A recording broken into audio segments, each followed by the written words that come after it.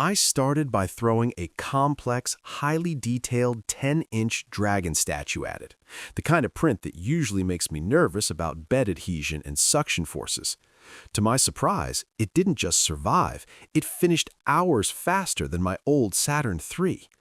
After dozens of follow-up prints, from tiny 28mm miniatures to functional mechanical parts, I've found that this machine isn't just a spec bump, it's a fundamental shift in how hobbyist resin printing feels.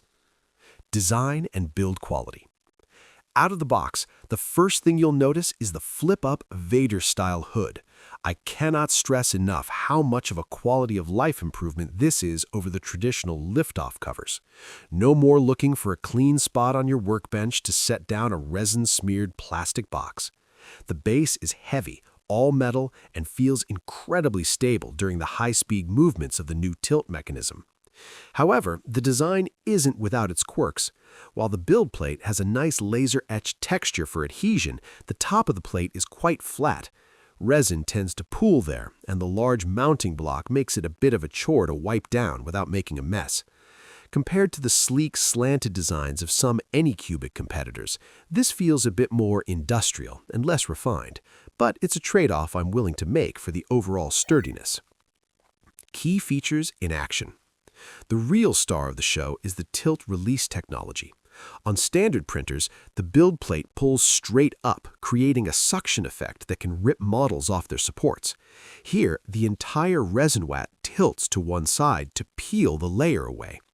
In my testing, this allowed me to use much thinner supports than usual, which meant less cleanup and better surface finish on delicate parts. It also makes the printer incredibly fast. I was hitting speeds of nearly 150 millimeters an hour without a single delamination failure. Then there's the AI camera and mechanical sensor. On my fourth print, I intentionally left a small piece of cured resin in the tank to see if the residue detection worked.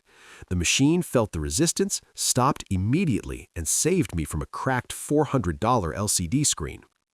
The AI camera is a bit of a mixed bag, though. It's great for checking your print progress from your phone via Wi-Fi, but the failure detection only triggers once the print is high enough for the camera to see it, usually after the first 4 or 5 centimeters. If your print fails at the base, the camera won't tell you until an hour later. Performance and daily reality. In daily use, the auto-leveling is a dream. I haven't touched a piece of leveling paper or a hex key since I unboxed it. I just poured in the resin, hit print, and it worked. The 12K or 16K on the newer revision monochrome screen produces details that are, quite frankly, overkill for most people. Even under a magnifying glass, the skin textures on my miniatures looked skin smooth with 0 visible layer lives. I tested this in a chilly 16 degrees Celsius garage, which is usually a recipe for resin failure.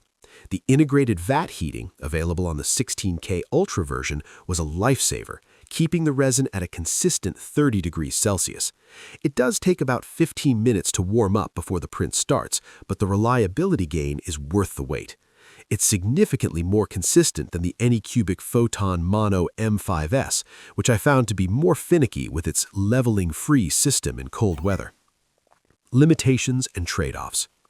The biggest trade-off here is the closed ecosystem for some features. The AI camera and remote monitoring currently only work smoothly within the Cheetu Box environment. So, if you're a die-hard Lychee Slicer fan, you're going to lose out on some of the smart functionality. Also, the lack of a physical handle on the hinged lid is a baffling omission. You have to grab the oily edges of the shield to open it, which eventually leads to a fingerprint-smudged mess. Finally, the warp detection is far from perfect. It missed a minor corner lift on a flat base I was printing, though it caught a major support failure later on. Final verdict. The Elegoo Saturn IV Ultra is currently the benchmark for mid-sized resin printers. It's the closest I've seen the industry get to a plug-and-play experience. Buy this if you want the fastest possible print speeds and are tired of the anxiety of manual leveling. It's perfect for miniature painters and small-scale production, where reliability and speed are the top priorities.